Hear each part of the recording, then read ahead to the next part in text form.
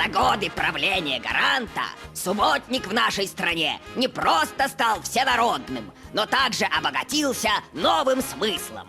Грядущую реформу концепций субботников анонсировал еще предыдущий премьер-министр Михаил Мясникович. Субботник – хорошая традиция, но мы несколько ослабили организационное начало. К сожалению, все чаще субботники превращаются в прогулку с метелкой по территории. Правительство прекратит это праздное шатание чиновников и работников подведомственных им организаций. Was ist das? Что значит ужесточать требования к субботнику? Наверное, субботники будут жесточайшими. Гарант любит, чтобы все было жесточайшим. Жесточайший субботник? Это как? Очень просто. Чиновников заставят не праздно шататься, а жесточайше. А что на это скажет электорат? А электорат они заставят работать бесплатно. О-ла-ла! Шайзе! Это же рабский труд! В 21 веке этого нельзя допустить! You are as always right. Передаю сообщение.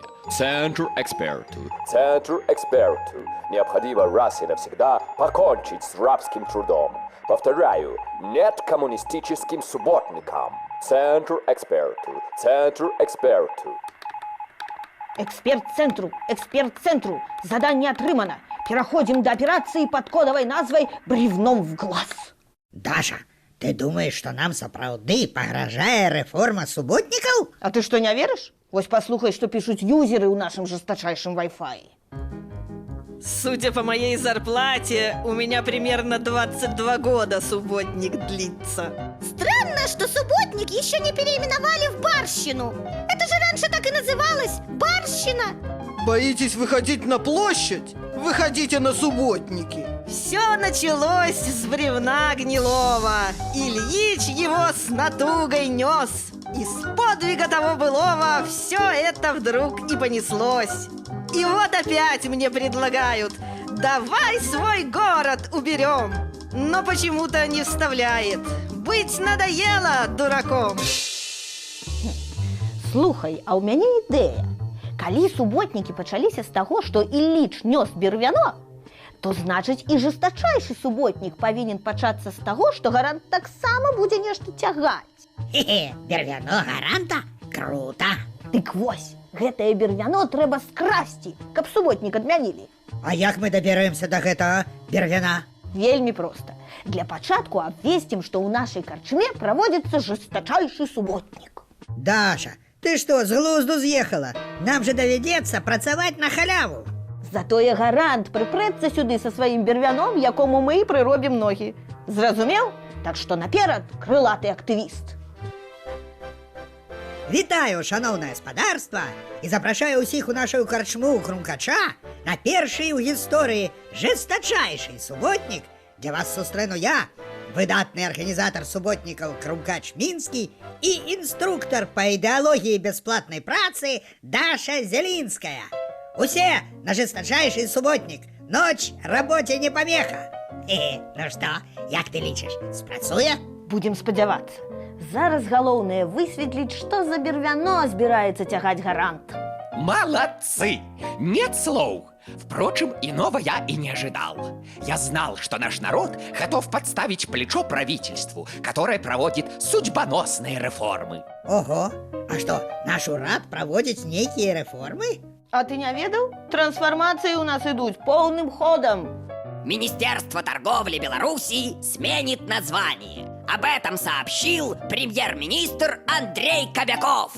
Теперь это будет не просто Министерство торговли, а Министерство антимонопольного регулирования и развития конкуренции. О, слышали? Не толькі чулі, але і зразумелі, што ўся праца вашага ўраду заключаецца ў тым, каб прыдумваць новыя назвы старым установам. А як же рэформы? А это чем вам не реформы? В Европе их уже по достоинству оценили. Вот включите телевизор, сами услышите, как они нам хором подпевают. Европейцы? Хором? Ну-ну.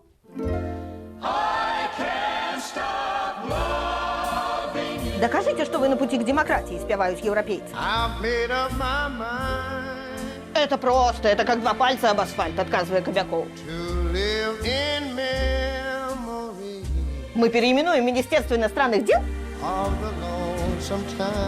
в Министерство любви к Евросоюзу.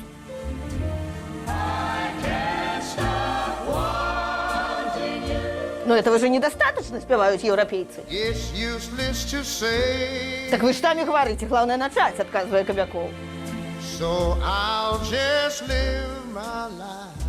Переименуем еще что-нибудь. Назовем очень красиво. А это не профанация? Как вы могли такое подумать? Конечно, нет. Мы даже создадим Министерство демократии. Скажите только, что еще переименовать? И мы обязательно это сделаем. Мы даже пойдем на решительные изменения. Переименуем Министерство внутренних дел в Лигу лесбиянок, геев, бисексуалов и трансгендеров. Если мы это сделаем, вы дадите кредиты? Дадим, если будут реформы, спевают европейцы. Что, вам недостаточно всех этих переименований?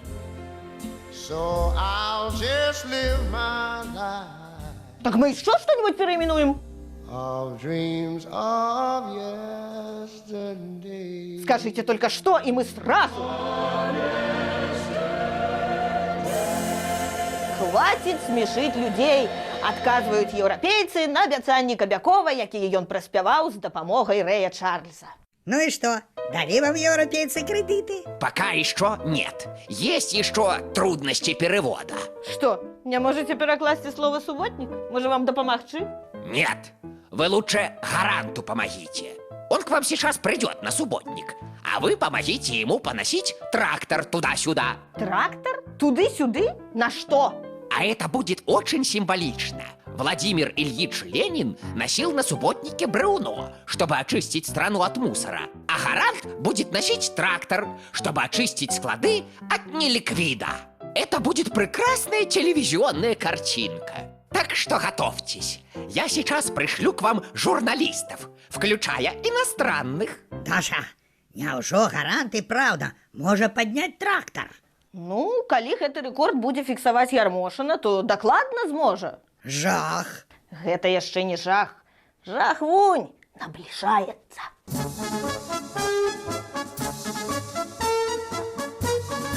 У вас есть коктейль «Радиоактивная пыль»? Для вас, спадар Кісялёў, любая доза. Вам з альфа, бета ці з гама-часціцамі? Даша, якога д'ябла ён до нас прыпёрся? А вы что, не чулі? У Мінску адбылося адкрыццё прэс-цэнтра міжнароднага інфармацыйнага агенцтва «Россия сегодня», на якім Дмитрий Кісялёў заявіў, што галоўная миссия русского мира – облагораживать. Облагораживать? Сильвупле, мадам, avec plaisir бітте.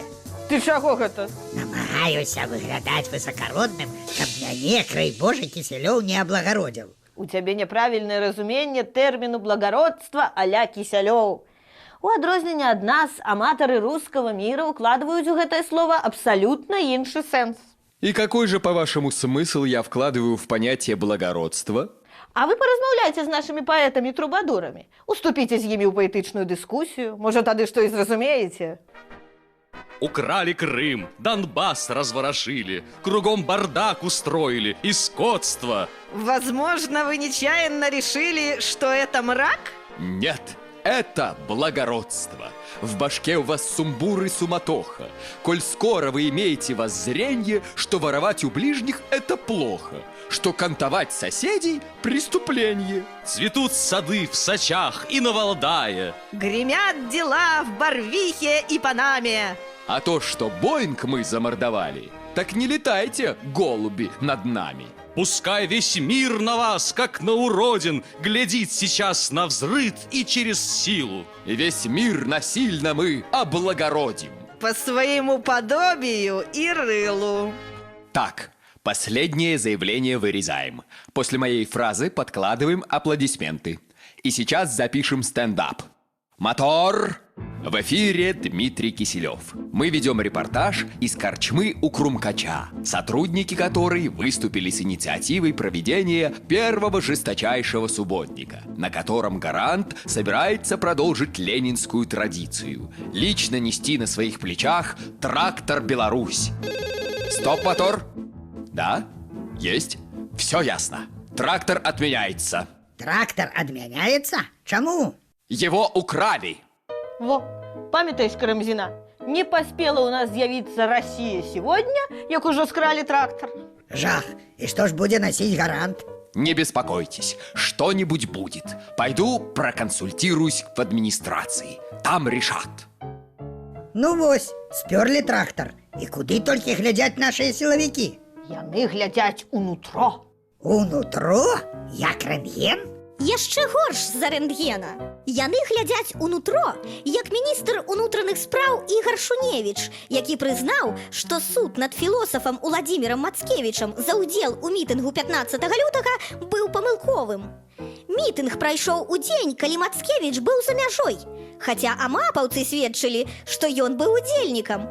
Па словах міністра, праводзіцца унутранае расследаванне гэтага інцыдэнту. Нічога сабе! Міліцыянты прызналі, што і лжесведчылі? Такога ж ніколі не было. Няўжо кагосьці з сілавікоў пакараюць? Разогнался. Вунь, бачишь, наши чекисты уже думают, на кого повесить отказность. Значит так, нужно срочно найти виновного в инциденте с Мацкевичем. И где его искать, дед? Министр же ясно сказал: проводим внутреннее расследование. И что? Эх, молодость, молодость. Подумай, ведь у каждого есть внутренности. Что? Проводить расследование в прямой кишке? Ширше думай. А вдруг эта самая прямая кишка не в одиночку хотела МВД скомпрометировать? Может, тут целый заговор этих самых внутренних органов? Эх, не хватает вам, молодым, горизонта. Так что делать? Подключать общественность? Вот что. Будем запускать социальную рекламу с призывом помочь гражданам выявить у себя подозрительные внутренности.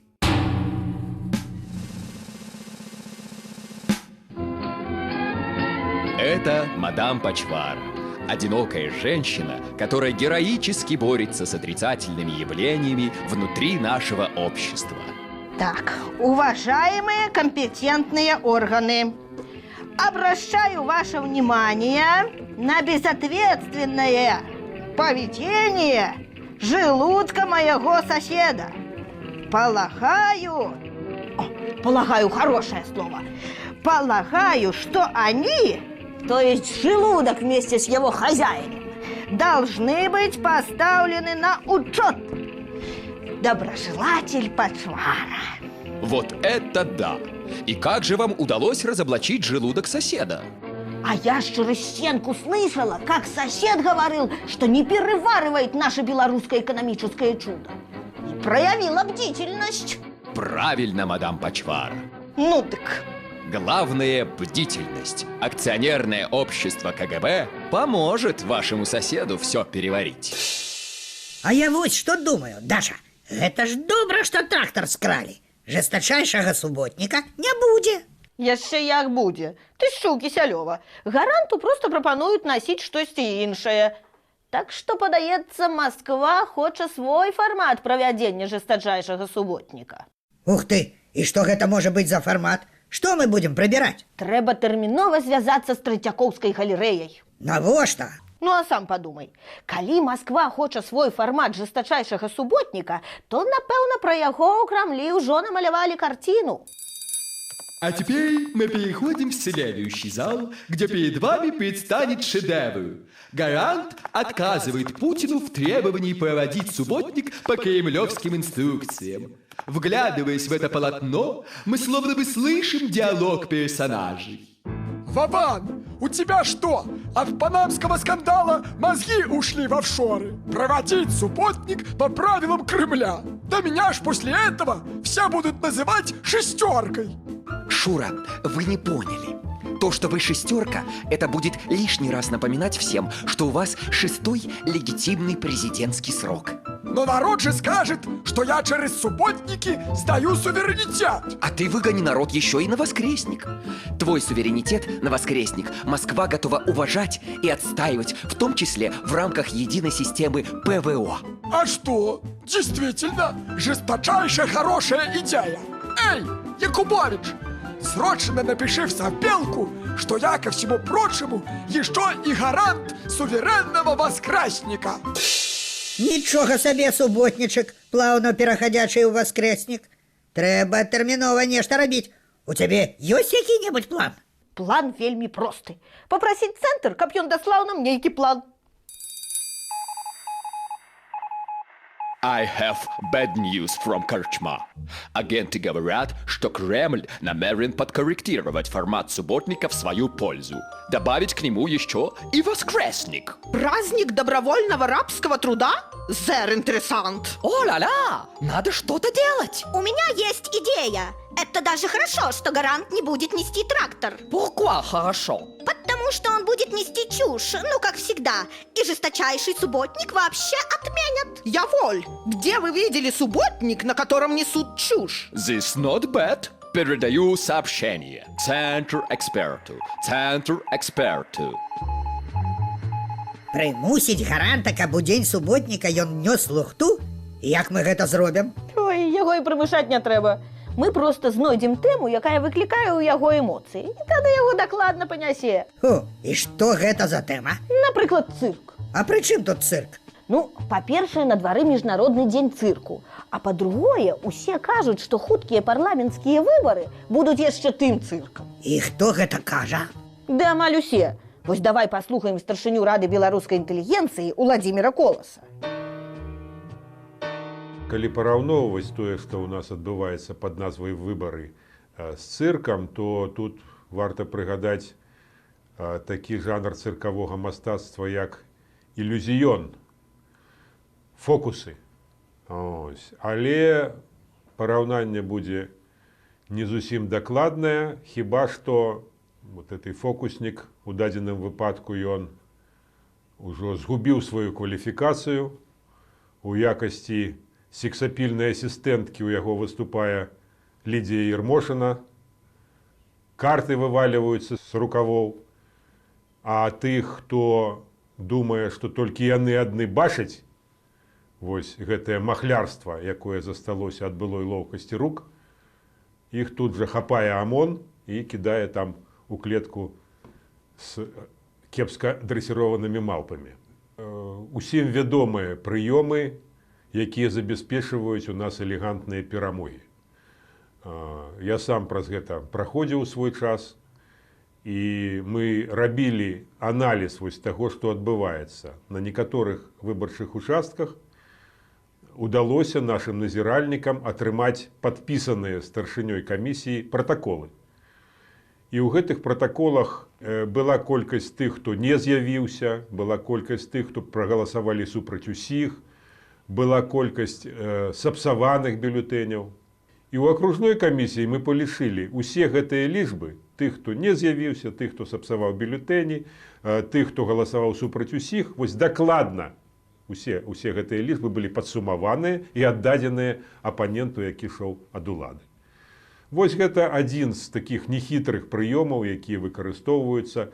Ну, акрамя таго, усе мы ведаем, дзеля чаго гэтае датэрміновае галасаванне, што адбываецца з урнамі, якія стаяць зачыненыя на выбарчых участках, якім чынам адбываецца галасаванне на даму, калі да гэтых няшчасных бабуляк прыносяць гэтыя урны. Усё гэта нам вядома, і ўсё гэта ператварылася ў такую псеўданародную традыцыю.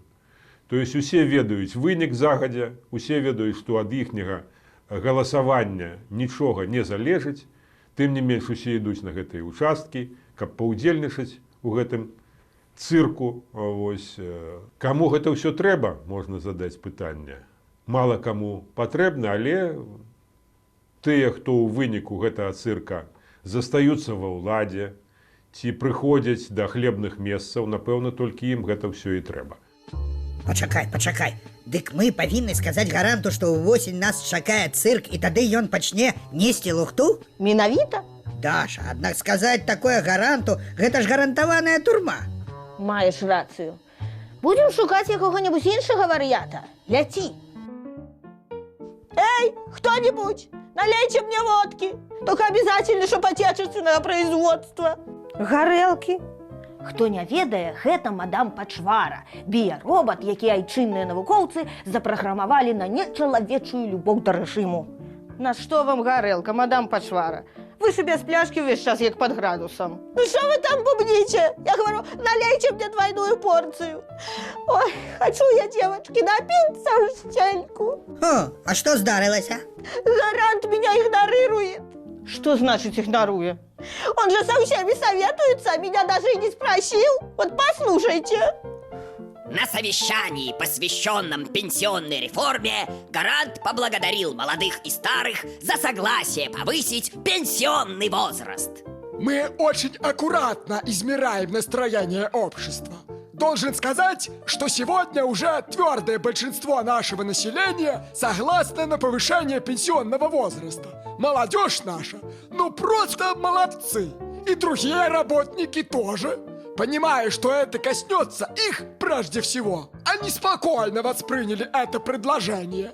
Вот! Фу, Даша, а вот цікаво, чим замирали настрой громадства? Випадково не дубинками? А ты спытай у наших пенсионеров. Гэта ж ихное меркование замирали.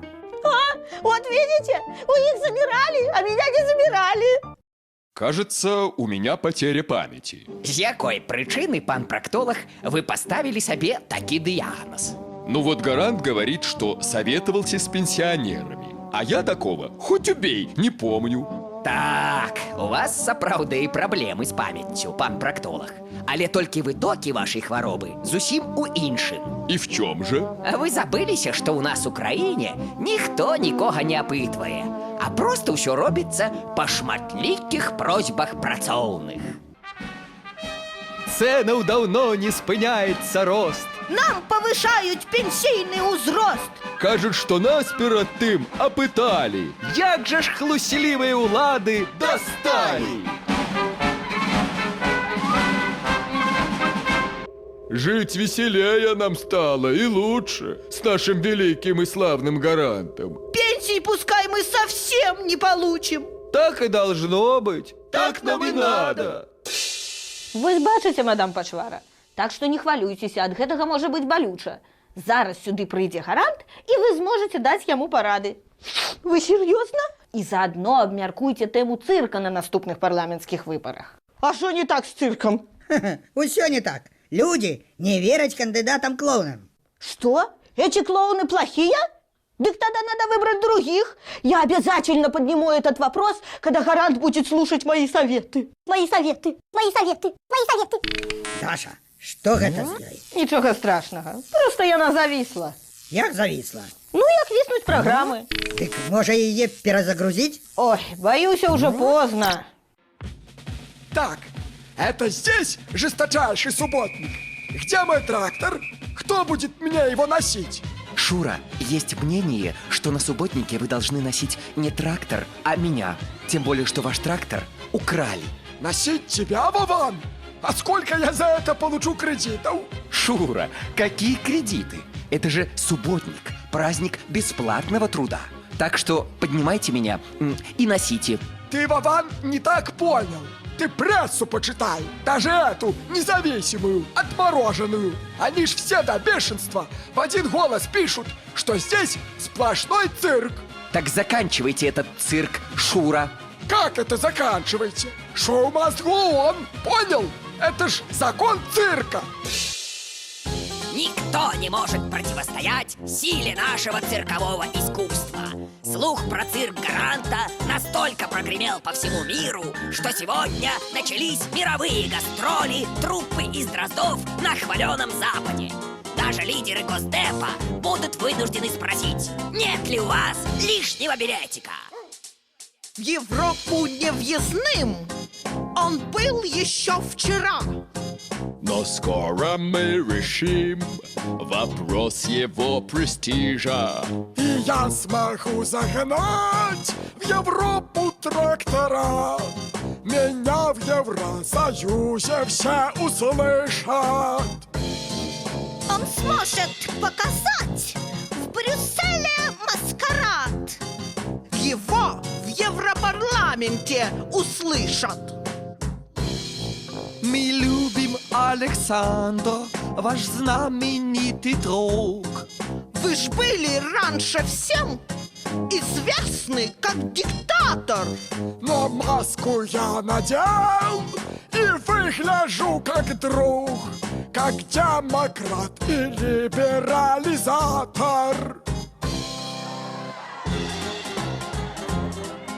Скажите, а у вас нет лишнего билетика? У меня только несколько лишних секторов экономики, которые живут за счет бюджета. Кстати, не хотите ли вы их приобрести по дешевке? Нет, мне нужно в цирк. А цирк я вам гарантирую, у нагрузку.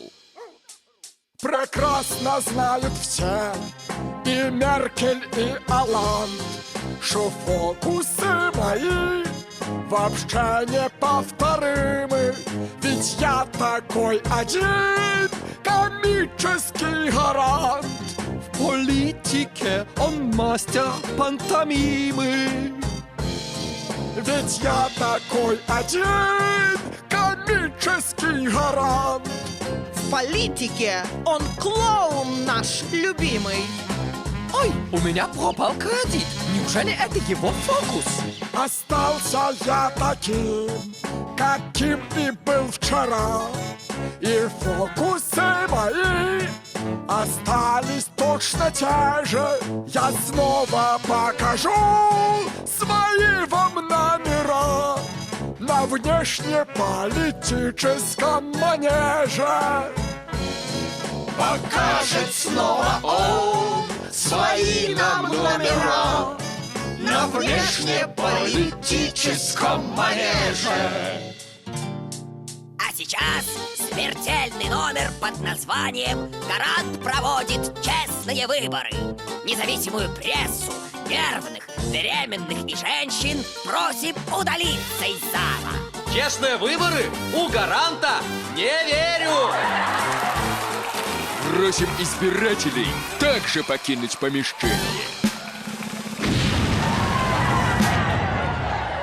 Congratulations! Попытка провести жесточайший субботник провалилась. Рано радуетесь. Вместо этого он готовит цирковое представление на следующих парламентских выборах. Так что, шампанское не открывать? Приберегите его, Франсуа, на празднование Дня деноминации. Это в смысле убрать на лысых миллионов? Не только. Похоже, что это у гаранта новая цель. Он вообще собирается обнулить все вокруг. Шайзе! То есть у них теперь будет не 2016 год, а нулевой? Конечно. Ему же это выгодно, подумайте. В нулевом году в мире было рабовладельческое общество. God damn it! Мы не можем допустить восстановления рабства. Центр экспертов. Центр экспертов. Мы будем жить як у часы рабаўладання? Гэта як? Вельмі проста. Будем, як ты, егіпецкія рабы, будаваць грабніцу гаранту. Грабніцу гаранту? Хе-хе, тады я пойду записываться. У рабы? Я табе зараз запішуся. А ну хутка рыхтаваць паўстанне Спартака. Паўстання? Давай, калі? У наступным выпуску. А пакуль што развітваемся. Кромкач з вами.